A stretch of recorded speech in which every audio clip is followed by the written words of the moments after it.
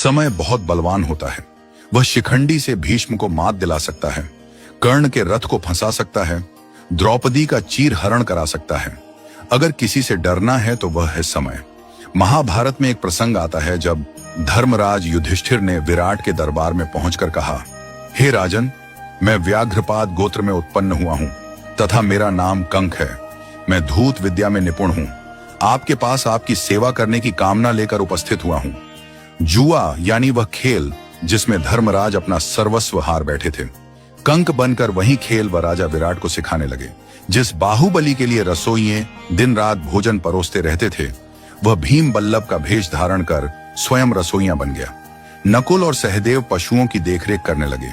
दासियों से घिरी रहने वाली महारानी द्रौपदी स्वयं एक दासी सैरिंद्री बन गई और वह धनुर्धर, उस युग का सबसे आकर्षक युवक, वह महाबली योद्धा, वह द्रोण का सबसे प्रिय शिष्य, वह पुरुष जिसके धनुष की प्रत्यंचा पर बाण चढ़ते ही युद्ध का निर्णय हो जाता था, वह अर्जुन एक नपुंसक बन गया।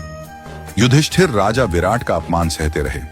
पौरुष के प्रतीक अर्जुन एक नपुंसक सा व्यवहार करते रहे। नकुल और सहदेव पशुओं की देखरेख करते रहे।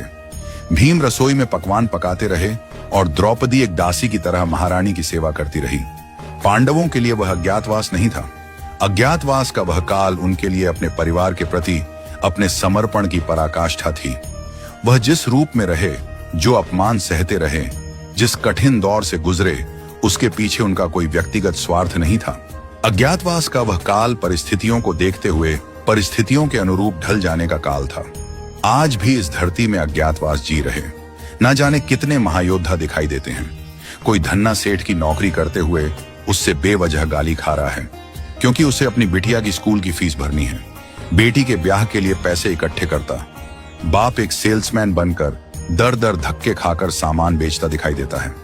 ऐसे असंख्य पुरुष निरंतर संघर्ष से हर दिन अपना सुख दुख छोड़कर अपने परिवार के अस्तित्व की लड़ाई लड़ रहे हैं।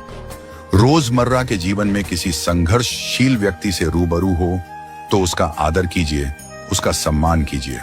फैक्ट्री के बाहर खड़ा गार्ड, होटल में रोटी परोसता वेटर, सेठ की गालियां खाता मुनिम वास्तव में कंक, बल्लभ और बृहणला है। क्योंकि कोई भी अपनी मर्जी से संघर्ष या पीड़ा नहीं चुनता। वे सब यहाँ कर्म करते हैं। वे अज्ञातवास जी रहे हैं, परंतु वह अपमान के भागी नहीं है।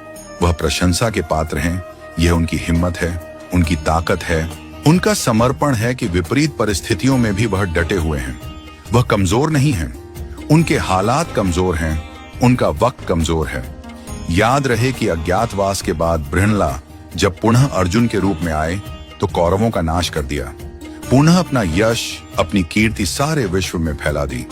वक्त बदलते वक्त नहीं लगता, इसलिए जिसका वक्त खराब चल रहा हो उसका उपहास और अनादर न करें, उसका सम्मान करें, उसका साथ दें।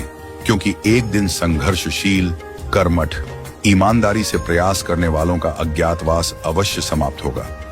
समय का चक्र घूमेगा और बृहणला का छद्म रूप त्याग कर धनुर्धर अर्जुन इतिहास में ऐसे अमर हो जाएंगे कि पीढ़ियों तक बच्चों के नाम उनके नाम पर रखे जाएंगे। इतिहास बृहणला को भूल जाएगा, इतिहास अर्जुन को याद रखेगा।